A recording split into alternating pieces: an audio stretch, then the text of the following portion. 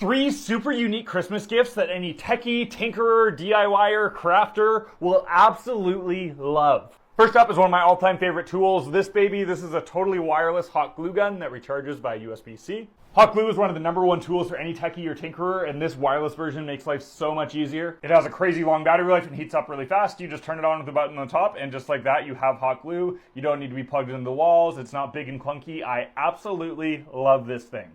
It's only $35. I'll have it linked in my bio there along with everything else I'm going to show you. This is a great gift if a person already uses hot glue because you're going to make their experience 100 times better. And if they don't have a hot glue gun, literally everybody needs a hot glue gun. So no matter what, this is a great, great gift. It's really unique and people will appreciate it. Next up, I've talked about this one before, but this is an electric screwdriver. If you have somebody in your life that likes to take apart things and tinker, this is an absolute must-have. It's got this little light here, again, recharges via USB-C. And essentially, when you put in a screw, you can screw it in or screw it out with these buttons here. It also just works as a manual screwdriver. And it comes with a whole bunch of different bits. I truly love this thing. I use it all the time. Again, this is another must-have, and it's only like $25. Would highly, highly recommend. Again, this is such a good gift. Last one's kind of weird, but it's something that I use all the time, and it works so, so well, and it's only $8, which is this thing, which is an automatic wire stripper. If you have anybody that works with wiring in your life, especially like small electronic stuff, get them this. So it's only $8, and basically what it does is automatically strips wire. You don't need to set the size.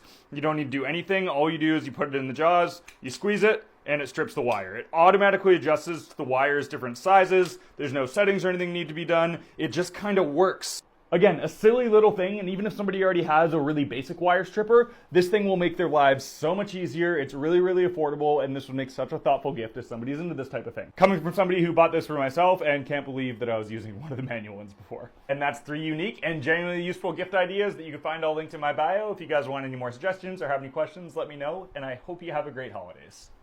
This is by far the best way to mount an Apple AirTag on your bike, and it is free. I think every single bike should have an AirTag on it. If it hasn't been stolen, you're going to wish that you had one if it does get stolen. A lot of people use these mounting brackets, but not only do they cost money, but it's just super obvious there's an AirTag on your bike, and if somebody steals it, they're just going to throw the AirTag away. There's a few other alternatives like taking off the handlebars and putting it in the tubes, but that's just a lot of work and it'll only work for some bikes. So here's what you do. You take your AirTag and you wrap it in electrical tape so it's a little bit more waterproof and more subtle and harder to spot. It doesn't need to be pretty.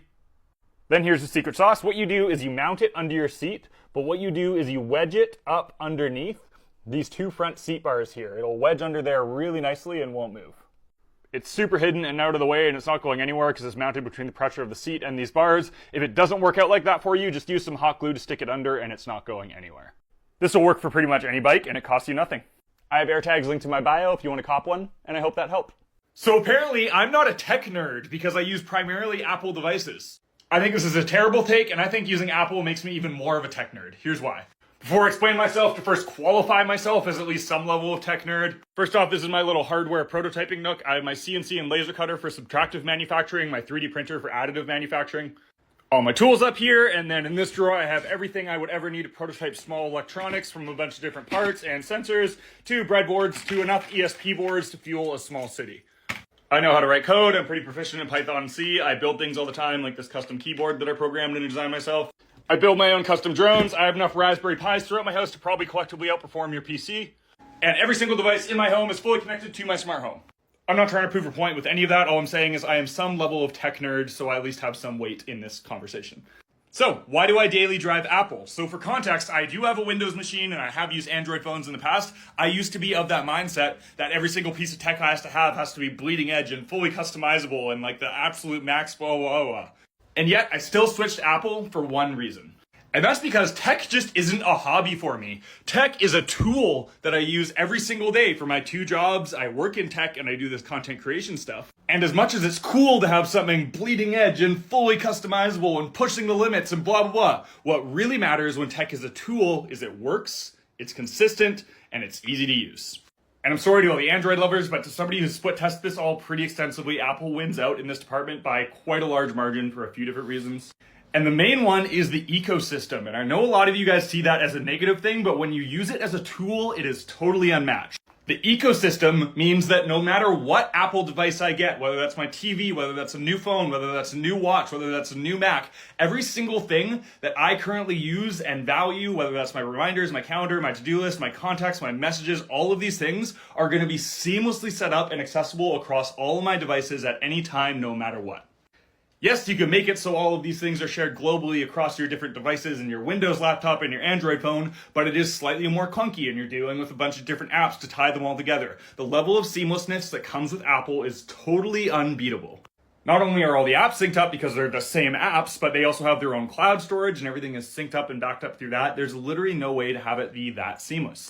All the little stupid things like being able to copy and paste from my phone to my MacBook and having my watch be able to fully sync up to my MacBook as well, sync up my different levels of like do not disturb and all that little stuff. It's little stuff, but it makes a difference when you're using these as a tool and not a fun little thing to play with and tinker with.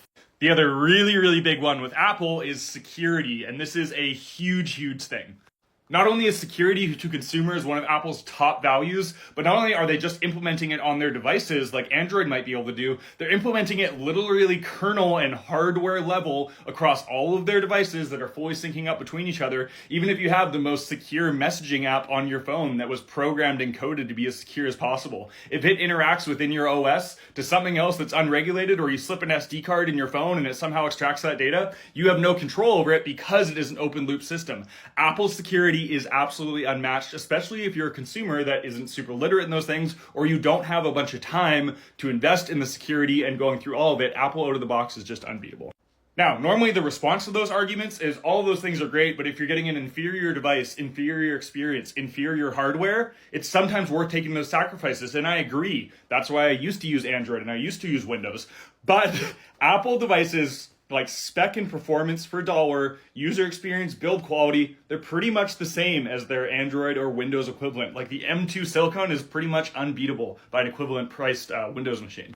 So to me, there's no reason not to go Apple for daily drivers, aside from wanting to have fun. Again, if I want to sideload some apps and mess around with something and try building something new, I have an Android phone. I could do that for fun as a hobby, but for a day-to-day device when I'm using something as a tool to help me through my day and I want it to be as seamless as possible, I don't see myself ever straying from Apple.